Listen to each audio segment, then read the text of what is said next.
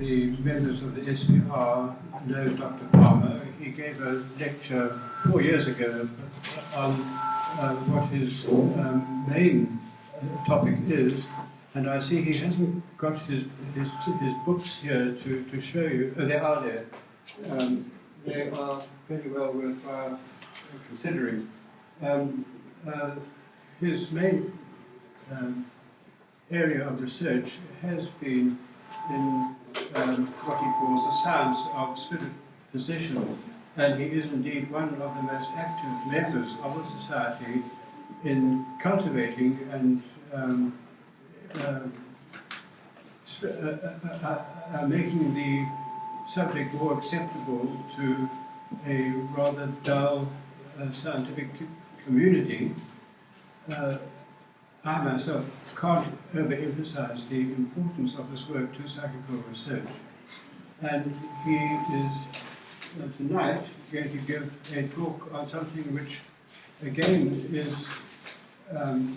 one can say, you can't overestimate the importance to psychical research, and yet we have actually neglected it since the time of the origin of the society, notably Frederick Myers. Dr. Palmer is an expert on Frederick Myers. His PhD thesis was very largely based on that, and it is a magnificent work. So we are going to pick up a thread that, in a sense, Frederick Myers, one of our great founders, as it were, let loose because the society didn't take it up. So I'm going to ask Dr. Palmer now to take up this thread and tell us all about his work on telepathic hypnosis. Thank you, John. Thank you for that lovely introduction.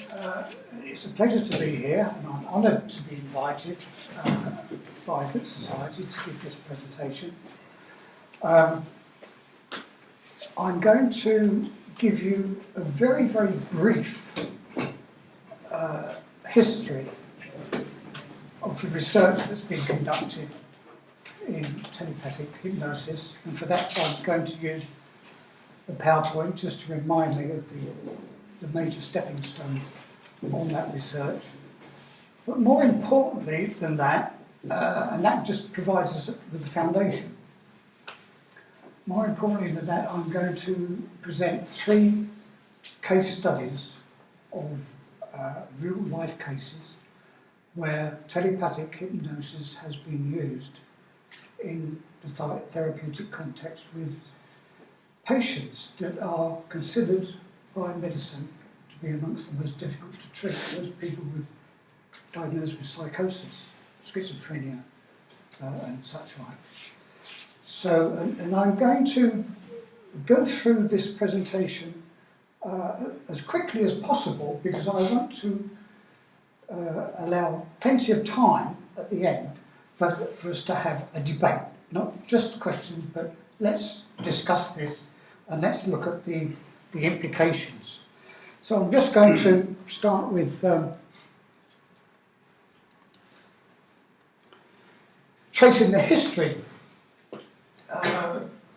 For my purposes, the history of telepathic hypnosis goes back to the 18th century with Father Johann Gassner, who was a Catholic priest in Germany.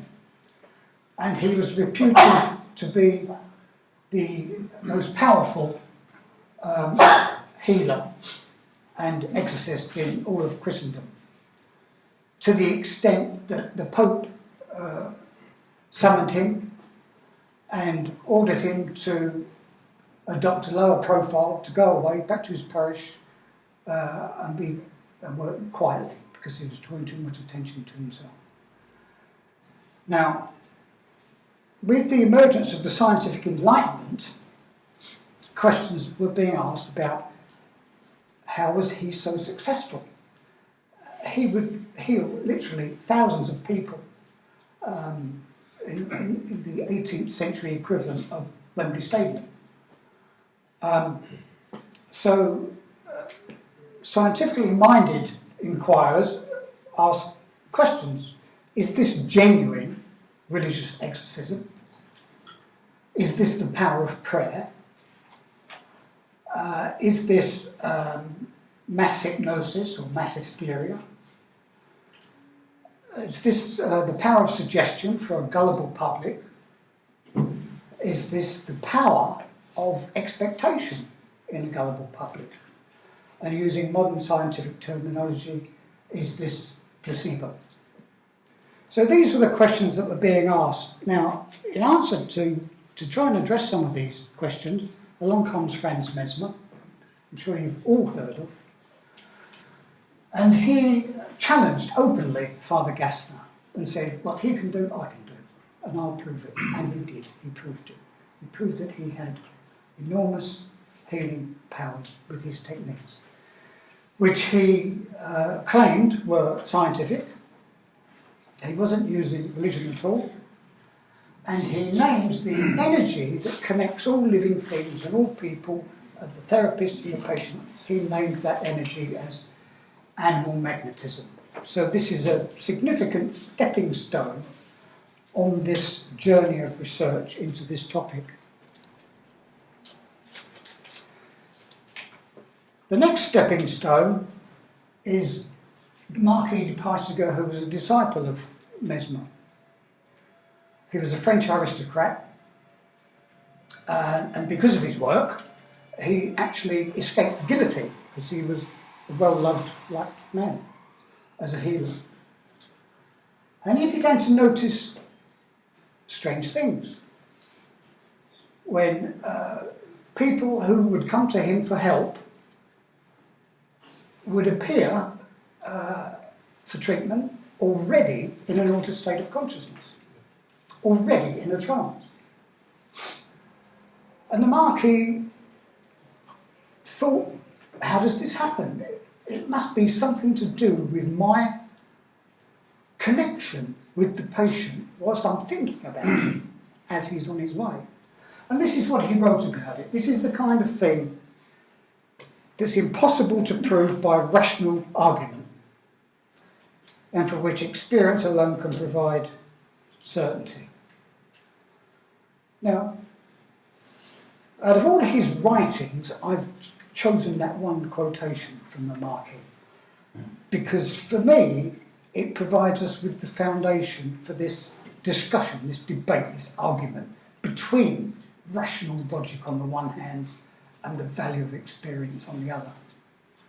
And 100 years later, William James, who I'm sure many of you are familiar with, father of modern psychology, the Harvard psychologist, William James's pragmatism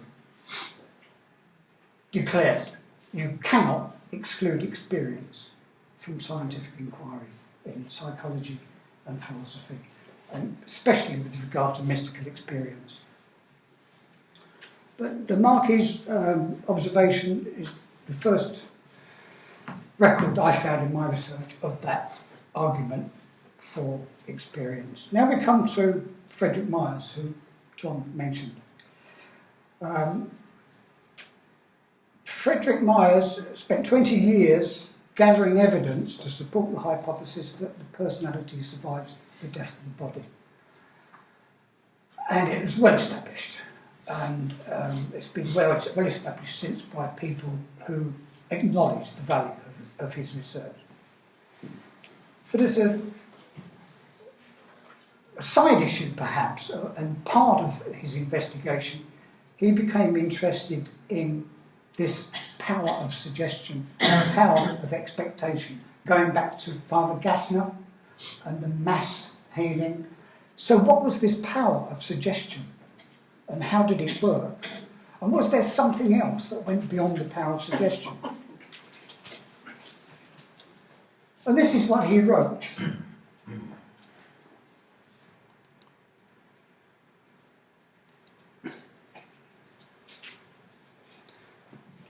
The evidence for telepathy, the psychical influence from a distance, has grown to goodly proportions.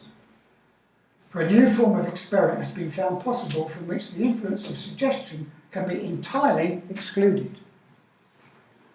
It is now, as I shall presently try to show, being actually proved that the hypnotic trance can be induced from a distance so great and with precautions so complete that telepathy or some similar supernormal influence is the only efficient cause which can be conceived.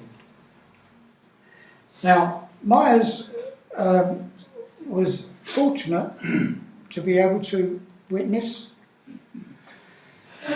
the experiments, in addition to his own experience with his own colleagues. He was involved in the experiments with Pierre Janet, the French psychiatrist, with his subject Leonie in Le Havre, and with Leonie's own physician, Monsieur, I've forgotten his name. Never mind. With Leonie's own physician, delivering the suggestions, and with Leonie being followed around the Havre by a team of observers, he induced her into a hypnotic trance against her will. So these were the first deliberate experiments to test the hypothesis that a thought, a suggestion, can be delivered telepathically.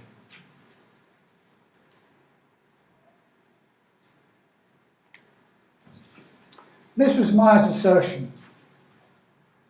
Each man is essentially a spirit controlling an organism which is itself a complex of lower and smaller lives. As you get into the profounder part of man's being, you get nearer to the source of his human vitality. Now, that one statement turns modern medicine, modern psychiatry and psychology on its head. What it's saying is that each and every one of us is a spirit that occupies a physical form, that possesses a physical form. And for me, and because of the work that I do, the research, not just the research I've done, but the practical, clinical experience I have, this is a fundamental truth. And I'm astonished that psychiatry and psychology still try to maintain that this is false. It's astonishing.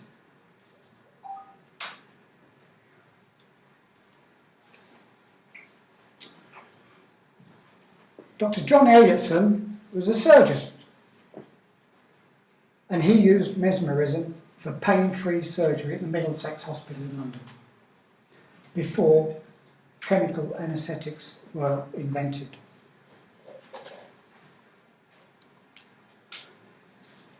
Now, the most interesting work by a surgeon, for me, was conducted by Dr. James Esdale, who was a surgeon in Calcutta with the Indian Army in the 19th century. This is his book, Mesmerism in India, Its Practical Application in Surgery and Medicine. Now, James Esdale used mesmerism, as it was then called. It wasn't until 1845 that James Braid came along and coined the term hypnosis, and there was a shift from the application of mesmerism, which was an energy-based trance induction method, to the verbal power of suggestion. Completely different techniques, but the end result was the same, a trance. And James Esdale got into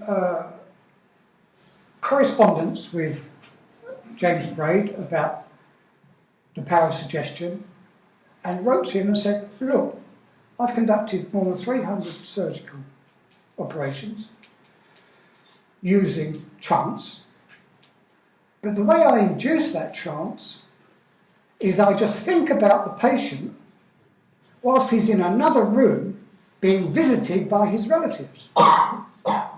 So he's using telepathic hypnosis to prepare the patient for the surgery, pain-free surgery. It's natural, it's safe. I was watching a television program recently Modern medicine is trying to find a new anaesthetic drug to solve the problem of people dying under anaesthetic. And yet here you've got a natural method that doesn't involve drugs. Is it forgotten or is it deliberately ignored? These are questions I'm asking.